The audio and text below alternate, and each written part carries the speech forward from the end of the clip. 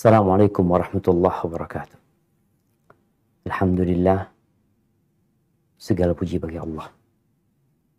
Wassalatu wassalamu ala Rasulillah. Salawat dan salam semoga tercurahkan untuk utusan Allah, untuk baginda Nabi kita Muhammad alaihi salatu wassalam, yang beliau diutus oleh Allah sebagai rahmatan lil alamin. Yang beliau telah berjuang, berupaya menyampaikan risalah Allah, menunaikan amanah dengan sempurna agar Islam ini sampai kepada setiap insan di muka bumi ini. Semoga Allah kelak mengumpulkan kita bersama beliau. Dan semoga salawat itu bersambung untuk keluarga beliau, untuk istri-istri beliau, untuk Khadijah, untuk Aisyah, untuk Saudah, untuk Hafsah, untuk Zainab, untuk Ummu Salamah, dan untuk istri-istri Nabi yang lain. Yang mereka juga telah berjuang mendampingi Rasulullah SAW dalam suka dan duka. Kita bisa bayangkan nih, bagaimana sulitnya menjadi pendamping manusia terindah di muka bumi. Karena hidup manusia itu bukan bergelimang harta, bukan berbalut kesenangan, tapi hidupnya berbungkus penderitaan, perjuangan, pengorbanan. Karena memang hidup untuk mengabdi kepada Allah Azza wa Jalla. Bagaimana kalau kita mendengar rumah Nabi alaihi salatu wassalam, tidak ada makanan pun di dalam. Yang ada hanya air. Yang akhirnya membuat Nabi alaihi salatu wassalam hari itu terpaksa berpuasa. Dan kita dapat melihat kondisi rumah beliau. Apakah perabotan yang di dalamnya membuat para wanita, para istri betah di dalam rumah? Mungkin wanita sekarang kalau masuk ke rumahnya Aisyah radhiyallahu taala anha, dia akan bersedih. Dia melihat pemandangan yang begitu memprihatinkan. Iya. Bagaimana Umar bin Khattab menangis radhiyallahu taala anhu ketika melihat Rasulullah SAW tidur di atas tikar yang membekas di perut Nabi alaihi salatu wassalam. Tapi istri-istri Nabi, mereka terus berjuang mendampingi Nabi alaihi salatu wassalam, mengontrol syahwat, keinginan, ambisi yang terkadang membuat mereka harus bersabar ekstra. Tapi alhamdulillah, mereka sukses. Dan istri-istri Nabi di dunia adalah kelak istri-istri Nabi di akhirat. Sallallahu alaihi wasallam wa ala alihi wa sahbihi wa man tabi'ahum bi ihsanin ila yaumiddin. Amma ba'd. Jemaah rahimakumullah, khususnya para ummahat. Mungkin sebagian melihat sejak pandemi yang masjid aktivitasnya dikurangi. Bahkan sempat ditutup. Kajian-kajian tidak diperbolehkan. Yang membuat keimanan sebagian orang menjadi pudar, menjadi lemah, luntur. Bahkan sebagiannya mulai nampak kecondongan kepada kemaksiatan. Ya, mungkin tidak semua. Tapi fenomena itu terjadi. Kajian online seperti ini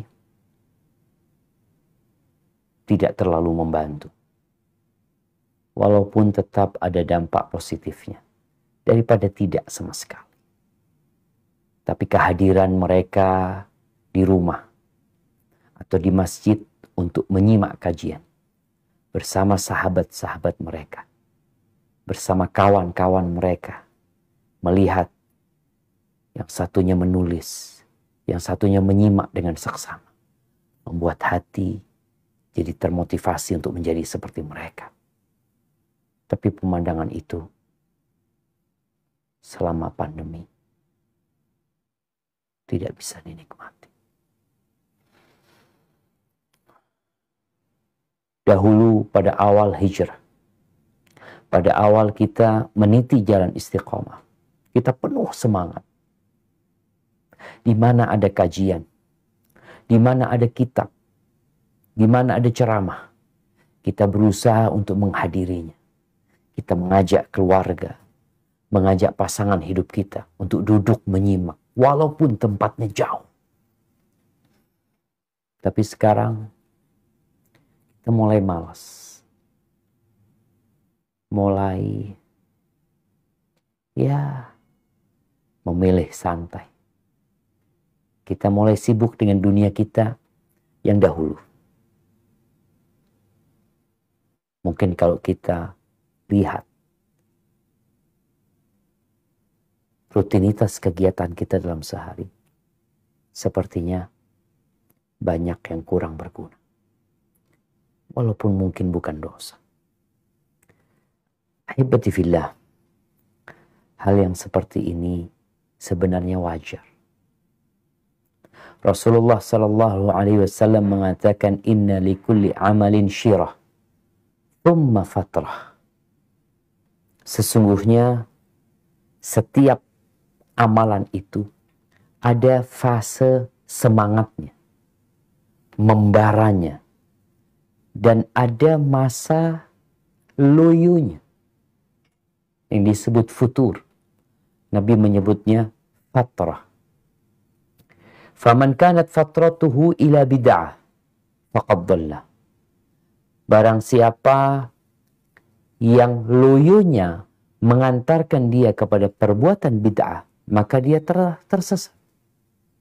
Wa man kanat fatratuhu ila sunnatin faqad ihtada. Tapi barang siapa yang loyonya itu tetap mengantarkan dia kepada sunnah Nabi SAW, maka dia telah mendapatkan petunjuk. Hadis riwayat Ahmad. Ahibati fillah,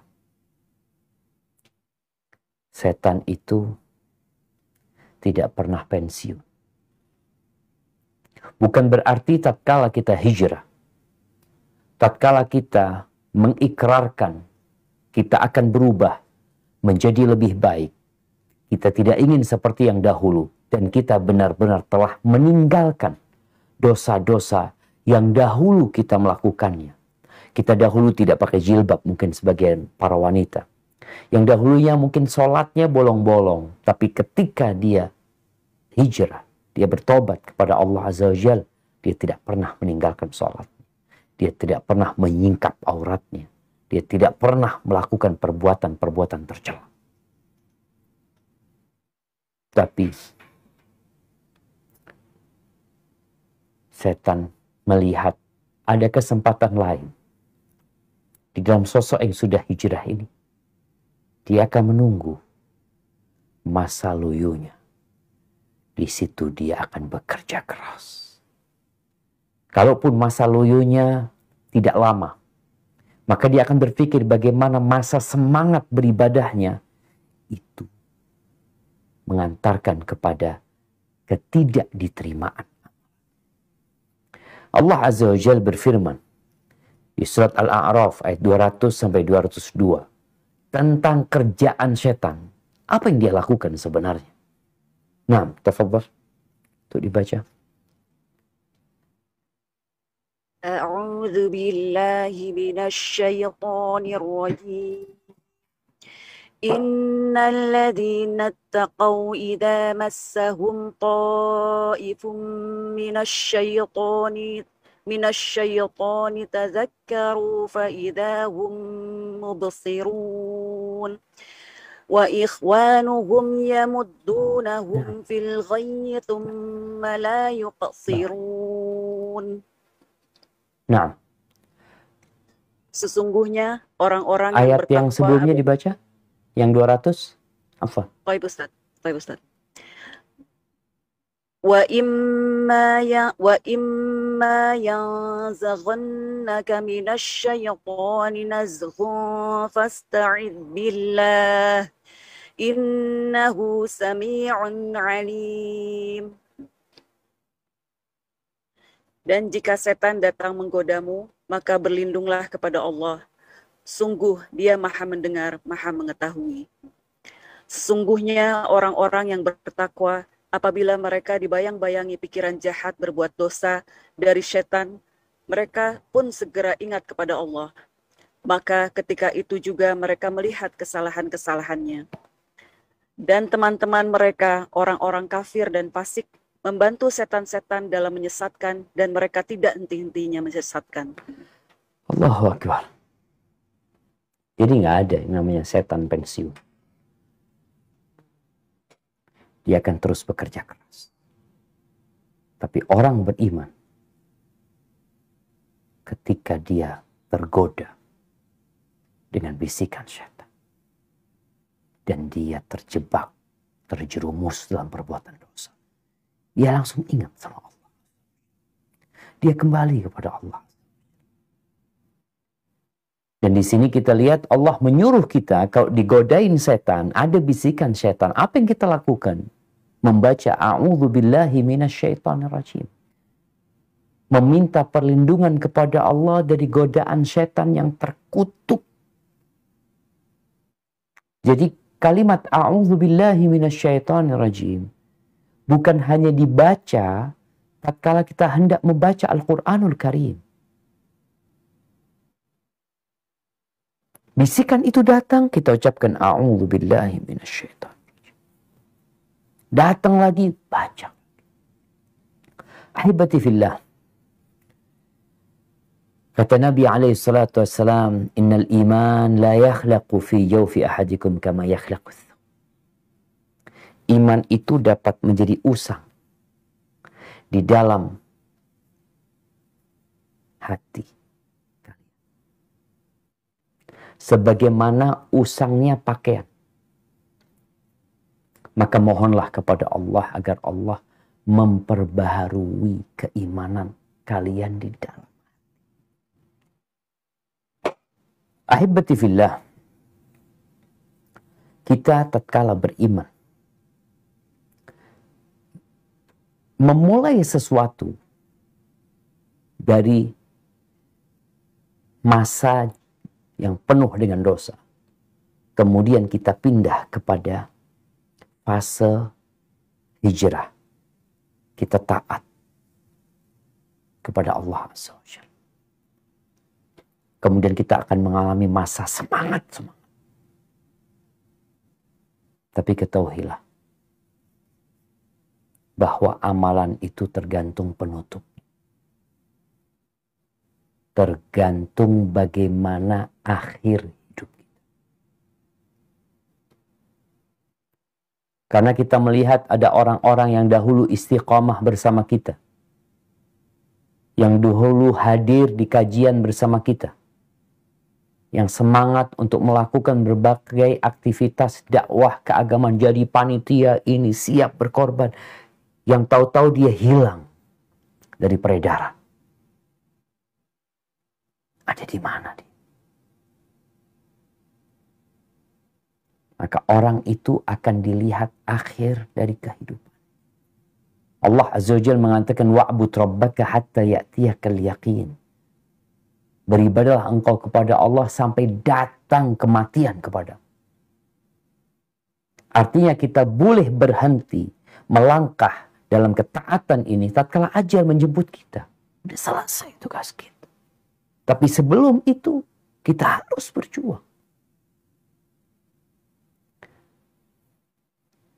Dan Allah Azza wa Jalla menyebutkan balasan untuk orang-orang yang istiqamah. Apa yang Allah akan berikan kepada mereka? Di surat Fussilat ayat 30 sampai 32. Apa kata Allah Azza wa Jalla? Nah. A'udzu billahi minasy syaithanir rajim. Innal ladzina qalu rabbuna Allahu tsumma istaqamu tatanazzalu 'alaihimul malaikah تتنزل عليهم الملائكة ألا تخافوا ولا تحزنوا وأبشروا بالجنة التي كنتم توعدون. Sampai ayat berapa? Sampai ayat 32. Baik, Ustaz.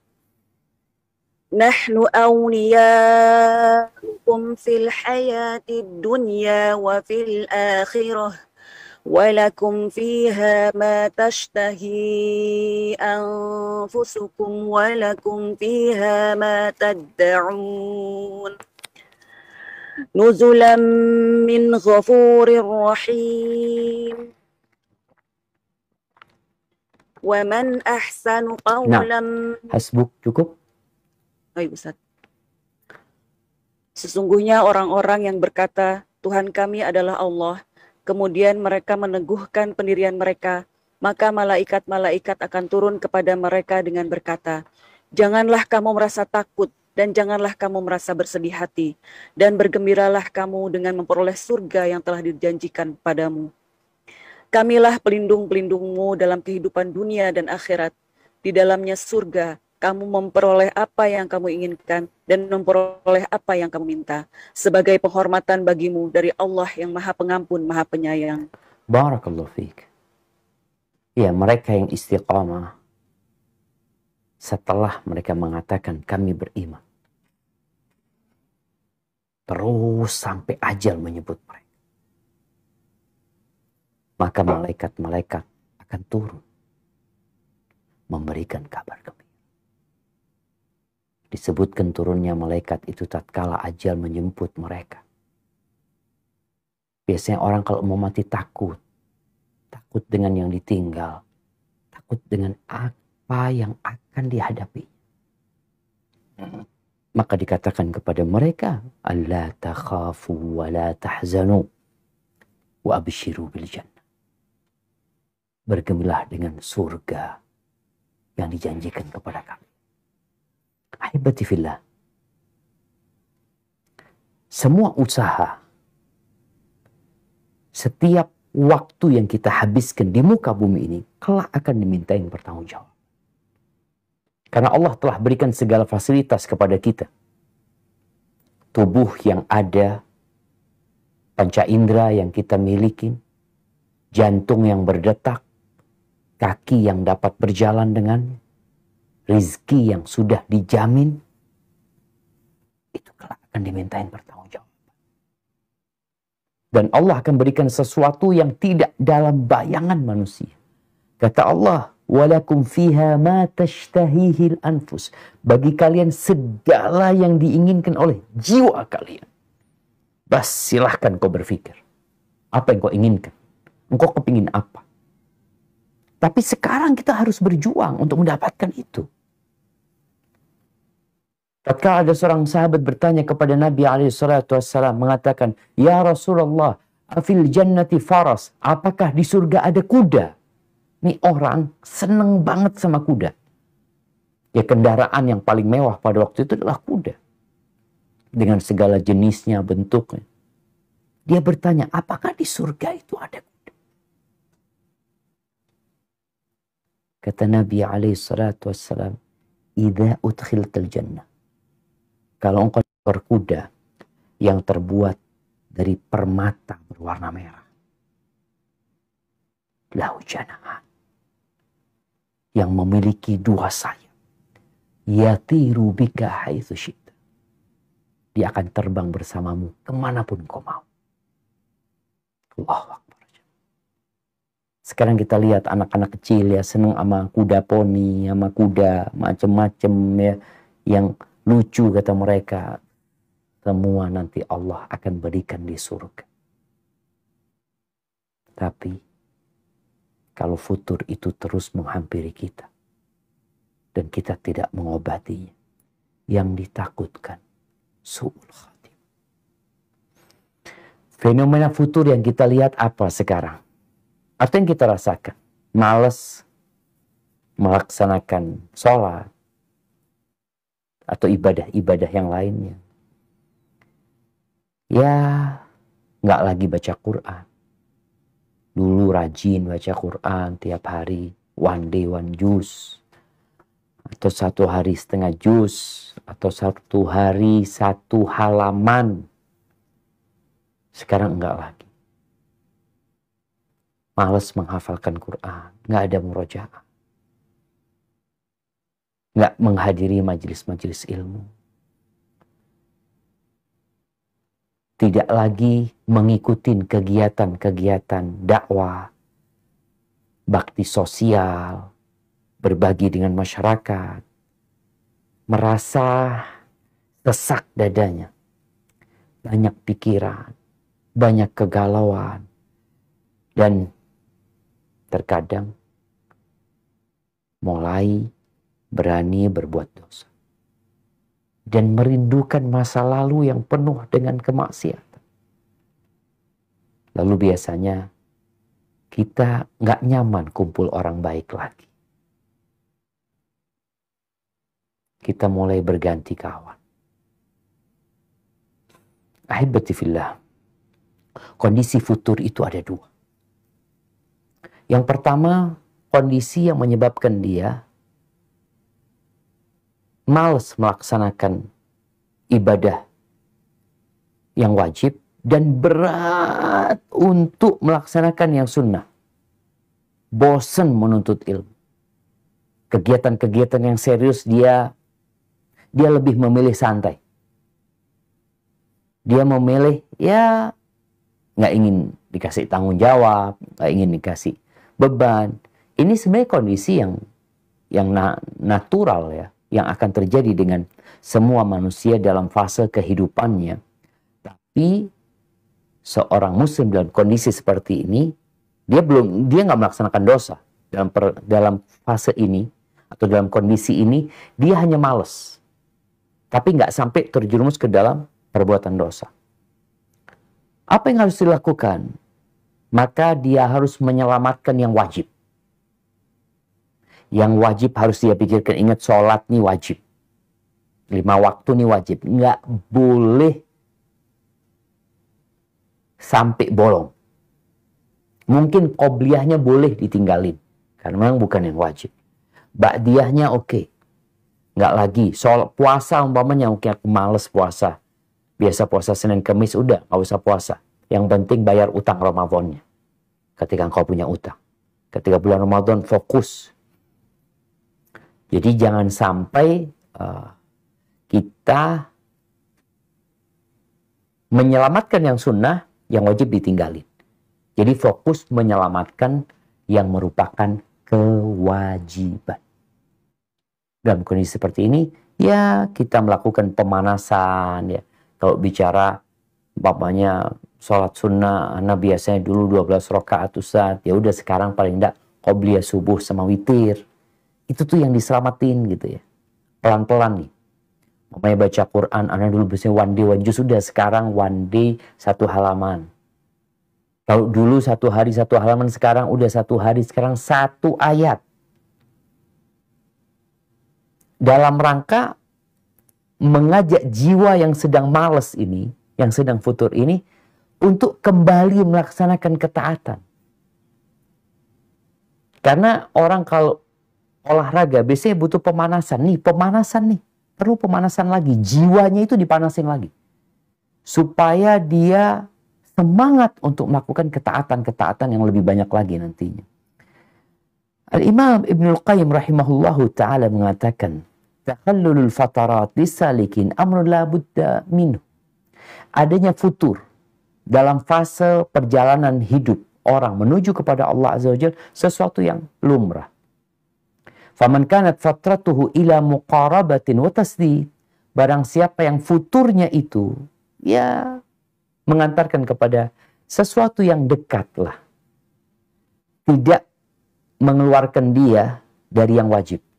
Dia tetap melaksanakan yang wajib. Tidak memasukkan dia kepada yang haram. Maka diharapkan orang yang seperti ini, rujiya lahu ayya'ud khairan mimmaka. Diharapkan dia nanti baliknya lebih semangat lagi. Lebih baik daripada yang dulu. Dan disebutkan bahwasanya Ali bin Abi Thalib mengatakan, inna nafsa laha iqbalun wa idbar. Jiwa manusia itu ada maju mundurnya. Fa in aqbalat fakhudha bil azima wal ibadah. Ketika maju, maka tarik dia dengan semangat untuk beribadah kepada Allah. Wa idza adbarat. Kalau dia sedang mundur, sedang loyo, fa aqsirha 'alal faraid wal wajibat. Cukupkan dengan yang wajib-wajib saja. Jadi jangan dipaksain. Yang wajib aja dulu. Karena jiwanya lagi loyo nih, lagi males nih. Maka kita pun harus memperhatikan diri kita dan mungkin sahabat-sahabat kita. Kondisinya ini parah nih. Gimana kita menghadapinya? Kondisi yang kedua, di mana futurnya dia itu sudah sampai batasan meninggalkan yang wajib dan melakukan dosa-dosa besar. Bahkan dia mulai berkawan dengan para pelaku dosa, hatinya mulai keras, dia suka mendengarkan ucapan ahlus syubuhat, mulai dia mencari rukhsah dalam berbagai masalah, dalam berbagai permasalahan. Dia cari pendapat yang lebih mudah, pendapat yang lebih mudah. Ada loh ulama yang membolehkan. Ini sebenarnya fase futur. Yang awalnya dia semangat, tahu-tahu dia mulai cari pendapat-pendapat yang memudahkan. Ini kondisi penyakit yang membahayakan. Dia sedang berada di pinggiran. Di pinggir jurang. Dia perlu berusaha keras menyelamatkan dirinya secepat mungkin. Sebelum dia jatuh ke jurang tersebut. Na'udzubillah min dzalik. Tapi kalau bicara apa yang menyebabkan orang futur, kalau kita bicara itu sesuatu yang harus ya dalam perjalanan hidup orang menuju kepada Allah, ada masa loyo yang Nabi SAW sebutkan itu. Ada banyak sebabnya. Yang pertama, sebab agama. Loh, kok agama bisa membuat orang jadi futur? Gimana ceritanya? Jadi ada seorang yang awal istiqomahnya, awal hijrahnya, dia itu tidak mendapatkan pendidikan yang sempurna. Dalam ilmu, dalam amal, dan keyakinan.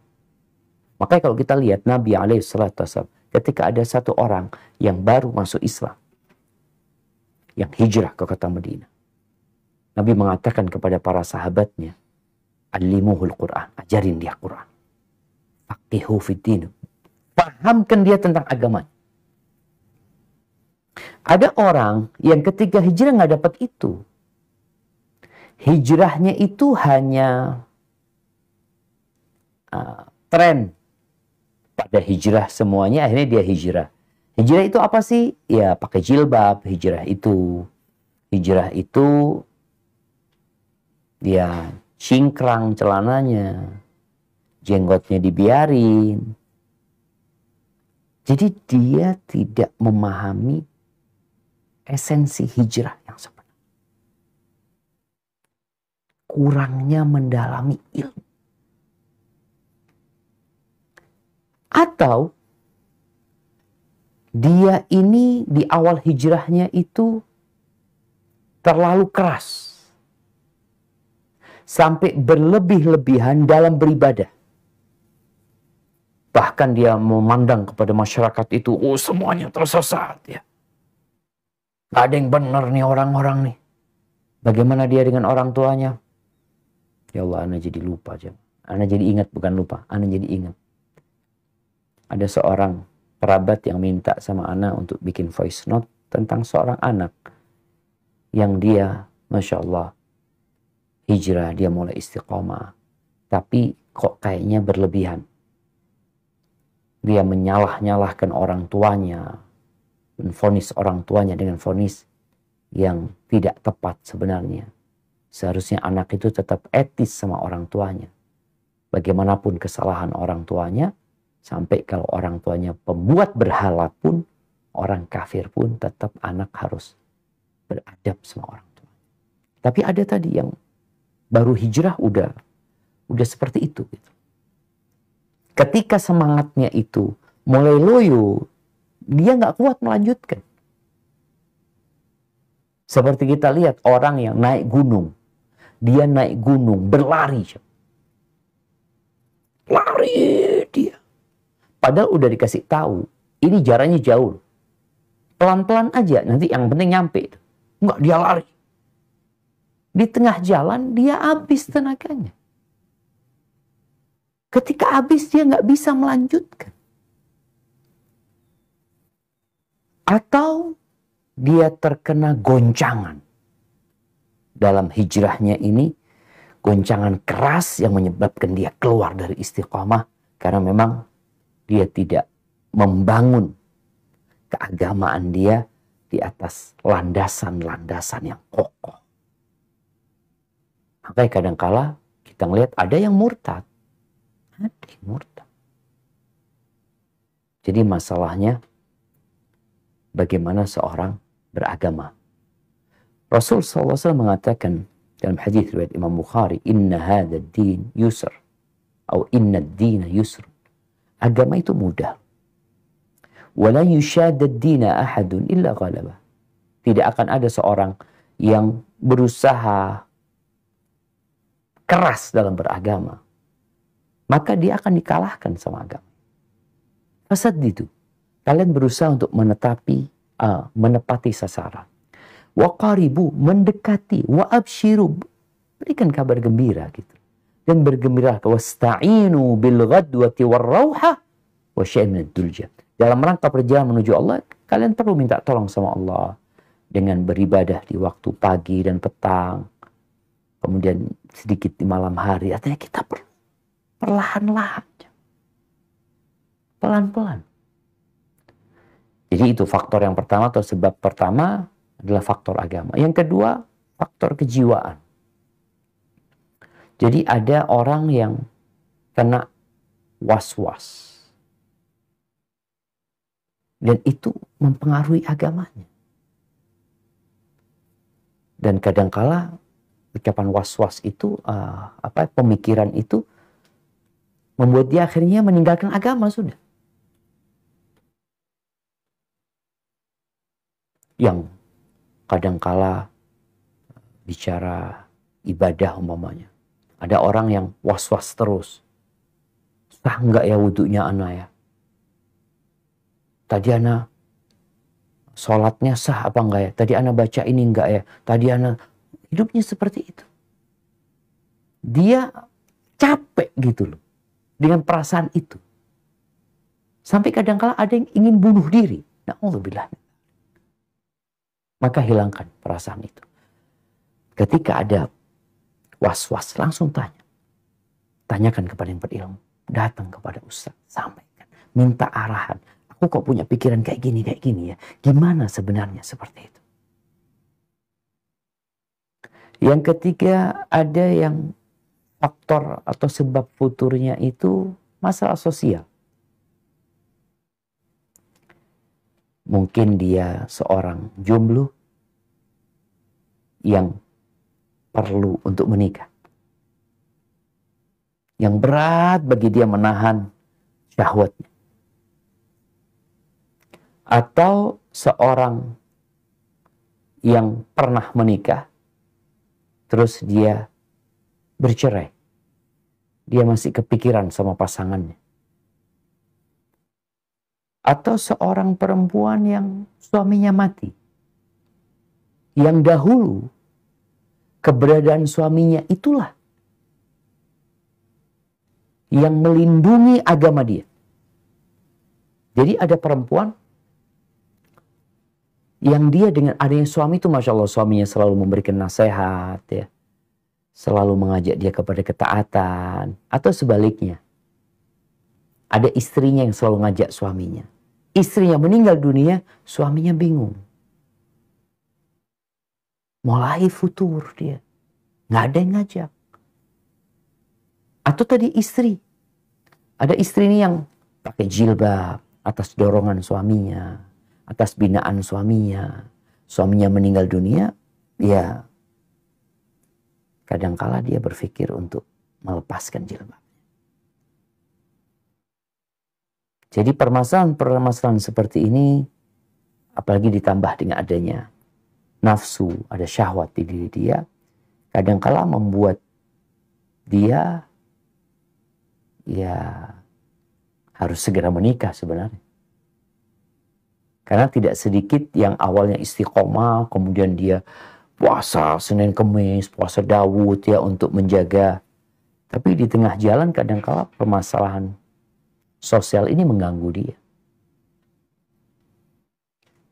Kemudian yang keempat, lingkungan. Dulu ketika dia awal hijrah, dia itu punya kawan-kawan yang baik. Boleh jadi dia bekerja di sebuah perusahaan, diajak sama temannya untuk bertobat kepada Allah, untuk belajar agama, untuk menjadi lebih baik. Dan alhamdulillah dia bisa untuk hidup lebih baik. Kemudian dia dimutasi di tempat yang berbeda dengan tempat pertama. Adzan dikumandangkan, gak ada yang ke masjid. Bulan Ramadan pada banyak yang gak puasa. Ini membuat orang ini yang dia istiqomahnya karena dukungan teman-teman. Gara-gara seperti itu, akhirnya dia kadang-kala balik lagi. Yang kelima, penyebab orang itu futur, masalah ekonomi. Boleh jadi dulu dia fakir, miskin.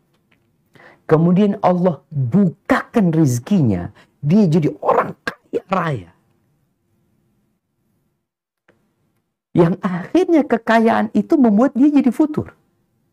Nggak lagi datang ke masjid, sholat berjamaah yang biasanya dia di saf awal, atau soft 2, sekarang di soft akhir. Kadang-kala karena urusan kerjaan dia nggak ke masjid. Ada yang sebaliknya. Yang dulunya kaya raya, kemudian jatuh miskin, sehingga dia perlu kerja keras untuk mengangkat kefakirannya itu. Dan dia nggak lagi hadir di majelis ilmu. Dia nggak lagi ketemu sama kawan-kawan baiknya. Hari-harinya cuma cari fulus. Apalagi setan membisikkan kepada dia, ini engkau jadi miskin gara-gara ngaji engkau. Engkau bangkrut gini, jadi fakir engkau, gara-gara engkau hijrah ini, kata orang-orang ini.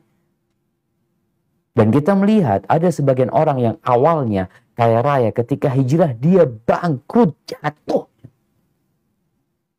Yang dulu dia bisa naik mobil mewah, sekarang dia naik mobil, bahkan kadang-kadang nggak punya mobil.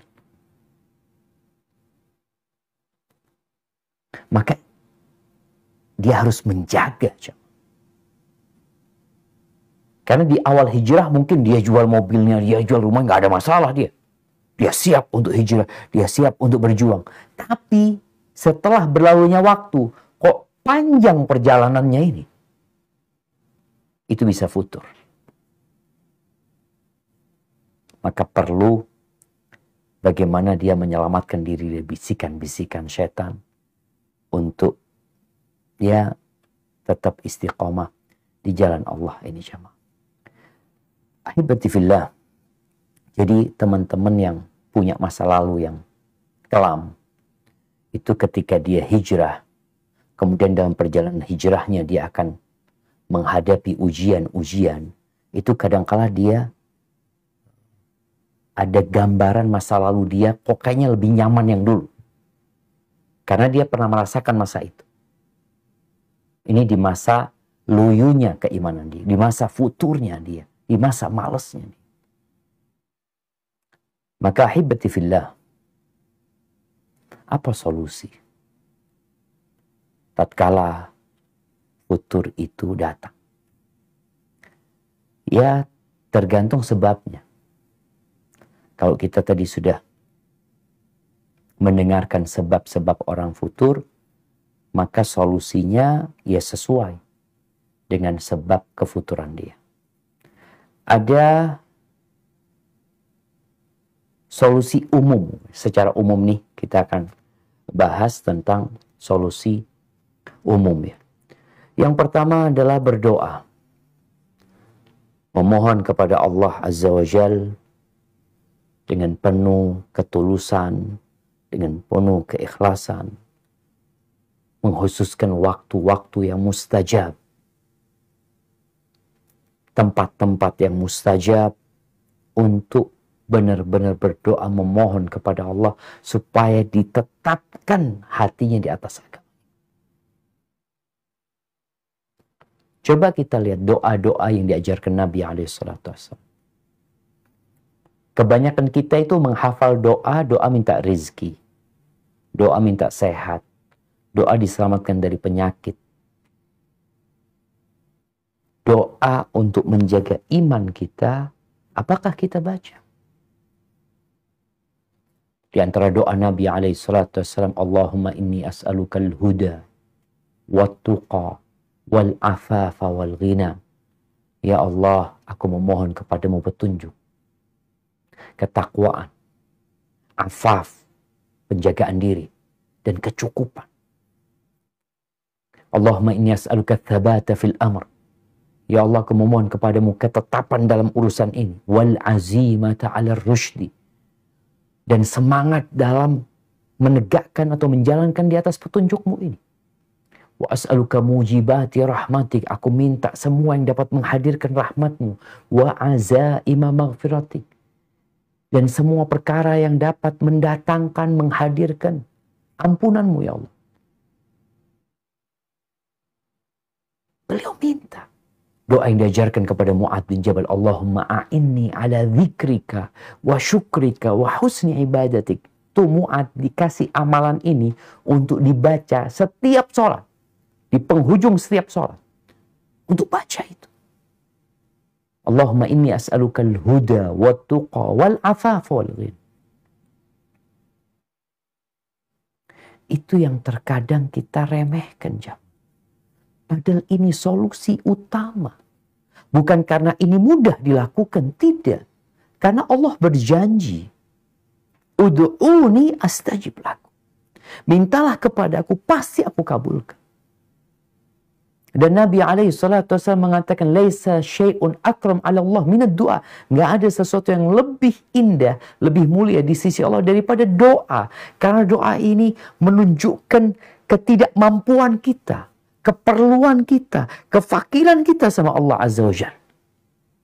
Dan kalau kita melihat orang itu semakin tinggi ilmunya, semakin kenal sama Allah, doanya meminta keselamatan untuk keimanan mereka, itu lebih sering mereka baca. Yang di surat Ali Imran ayat 8 yang kita insya Allah semua hafal doanya, Rabbana la tuzigh qulubana ba'da idh hadaitana wa hab lana min ladunka rahmah innaka antal wahhab. Wahai Rabb kami, jangan palingkan hati kami setelah Engkau berikan petunjuk kepada kami, dan anugerahkan kepada kami rahmat dari sisi-Mu. Engkau Maha Pemberi, ya Allah. Ini yang pertama. Jadi kita perlu berdoa. Kalau setan datang, doa lagi minta sama Allah. A'udzubillahi minasyaitonirrajim. Yang kedua, belajar agama dengan benar. Artinya, mau tidak mau, seorang muslim itu harus punya pegangan ilmu agama yang dengannya dia tahu mana yang halal, mana yang haram. Yang dengannya dia akan selamat dari syubhat. Yang dengan ilmu itu dia bisa menepis was-was syaitan. Pikiran-pikiran jahat. Karena dia punya ilmu.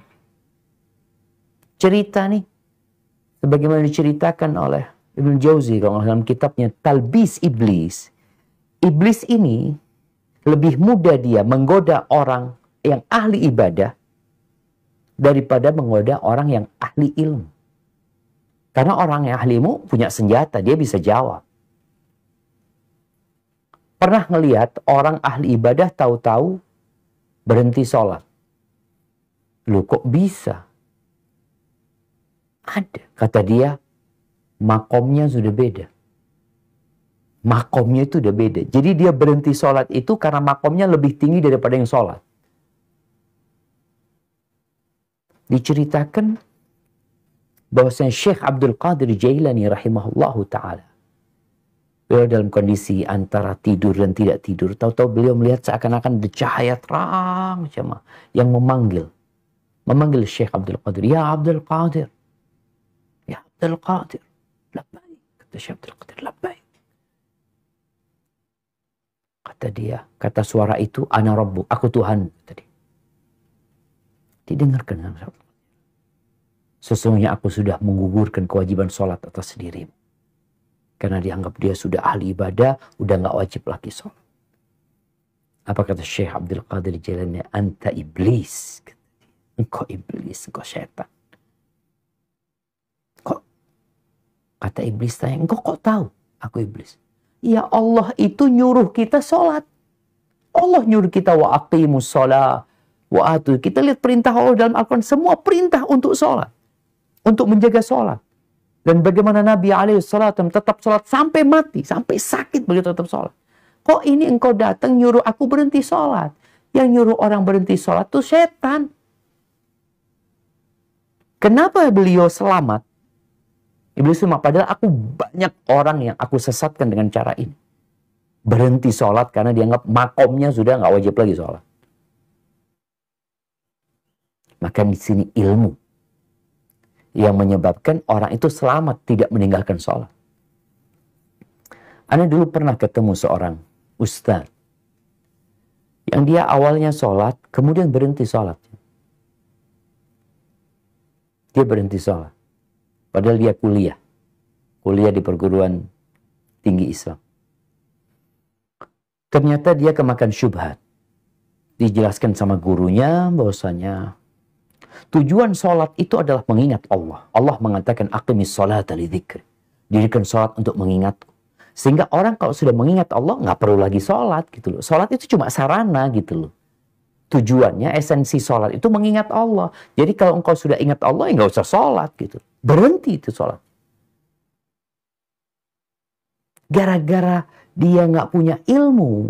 Jadi semua yang disampaikan itu, ya dia terima. Kadang-kadang ada sebagian orang mengatakan ambil baiknya, buang buruknya. Engkau itu tahu dari mana baik dan buruk. Kalau engkau nggak belajar ilmu. Sebagian orang itu gelas kosong. Apa yang diisi, ya itulah yang akan jadi warna di gelas dia. Maka perlu belajar agama, ya bukan untuk menjadi seorang ustadz ya, tapi paling tidak dia punya bekal dengan ilmu tersebut yang menjadikan dia nggak bodoh lagi, dia bisa tahu dengan perkara-perkara yang syubhat, dia juga bisa mengusir was-was dan pikiran-pikiran yang datang kepada dia. Kemudian yang ketiga, perlu mencari kawan yang baik. Ya, dengan cara ikut kegiatan-kegiatan. Kalau mungkin emak-emak ada selain kajian, mungkin ada bakti sosial ya. Yang dengan itu mereka akan saling menguatkan. Karena kita kalau di masjid umpamanya, ada emak-emak yang Ustaz ana kalau di rumah sholat kan memang lebih utama perempuan di rumah Ustaz. Tapi kok ana kesendirian ana imannya kok lagi kurang males sholat sunnah Ustaz. Tapi kalau ana ke masjid, ana ngelihat teman-teman pada sholat sebelum sholat qobliyah, habis sholat ba'diyah, ana kok jadi semangat gitu ya. Iya, ketika itu silahkan. Padahal kita tetap tahu sholat yang perempuan di rumah lebih baik. Tapi kalau kondisinya, anak kalau di rumah nggak sholat akhirnya Ustaz. Tapi kalau di masjid, sholat. Karena ngelihat, sholat sunnah maksudnya. Karena ngelihat semua pada semangat. Jadi anak ikut termotivasi untuk itu. Nah, itu bagus. Kita perlu cari kawan-kawan seperti itu. Kemudian yang keempat, ya menghindar dari lingkungan yang buruk. Ini buat teman-teman yang bekerja, ketika dia dimutasi ke tempat yang memang membahayakan dia. dia perlu minta tempat lain. Boleh jadi Ustaz, anak kalau nggak dimutasi, karir anak nggak naik, nggak apa-apa. Anak nggak bisa naik jabatannya atau apa. Ya nggak apa-apa, lebih baik menyelamatkan keimanannya daripada menyelamatkan karirnya. Jadi kita perlu memilih lingkungan yang baik. Kenapa disyariatkan hijrah? Kalau kita bicara hijrah, hijrah itu yang dikenal adalah hijrah fisik sebenarnya. Yang awalnya tentunya hijrah hati. Meninggalkan lingkungan yang tidak mendukung untuk beribadah kepada Allah, pindah kepada lingkungan yang mendukung. Yang resiko atau konsekuensi hijrah itu kadang-kadang meninggalkan rumah, meninggalkan pekerjaan, demi menyelamatkan iman. Apakah kita nggak ngelihat para sahabat Nabi yang hijrah dari kota Mekah ke Habasyah? Bukan ke Madinah. Yang pertama mereka hijrah dari kota Mekah ke Habasyah, nyebrang lautan. Mereka meninggalkan rumah, pekerjaan, keluarga, semua ditinggal untuk merantau ke tempat yang mereka nggak tahu. Ini kita gimana hidup di sini? Tapi karena tujuan mereka menyelamatkan iman, itu penting. Ada seorang perempuan yang suaminya terjebak dalam dosa gara-gara lingkungan. Pekerjaannya enak suaminya. Enak pekerjaannya, fulusnya cukup. Tapi istrinya ngomong, "Bang, abang keluar." Kalau enggak, abang terjebak dalam dosa lagi di sana. Kata dia. Mau nggak mau, karena lingkungan itu mendukung. Akhirnya sang suami keluar. Dan selamat iman dia. Walaupun kalau bicara kondisi ekonomi mungkin lebih nyaman yang dahulu. Tapi imannya selamat. Karena itu yang akan kita bawa mati. Harta akan ditinggal semuanya. Nanti akan ada hari yauma la yanfa'u mal wala banun. Harta dan anak gak berguna illa man atallah biqalbin salim. Kecuali yang datang menjumpai Allah dengan hati yang selamat. Ketika seorang meninggal dunia, yang mengantarkan ke kuburan itu 3. Keluarganya, hartanya, dan amalnya. Yang tinggal di kuburan cuma amalnya. Anaknya nggak mau ikut bapaknya. Wala emaknya di kuburan. Harta ada yang ditaruh di kuburan? Ada. Kalau emaknya punya gigi emas mungkin dicabut sama anaknya. Emak nggak butuh sama gigi emas di kuburan. Subhanallah. Maka kita perlu mengorbankan kadangkala pekerjaan kita demi mencari lingkungan yang baik. Kemudian yang kelima, ya ketika punya masalah, hendaknya segera diselesaikan gitu. Jadi kadangkala penyebab futur itu ya ada masalah-masalah, kalau masalah sosial tadi, bujang, jomblo, segera menikah gitu. Jangan ditunda-tunda. Nabi menyuruh, ya ma'syarasy syabab, man istata'a minkumul ba'a falyatazawwaj. Wahai kaula muda, barang siapa yang punya kemampuan, maka segeralah menikah. Karena tadi kalau enggak akan tambah futur.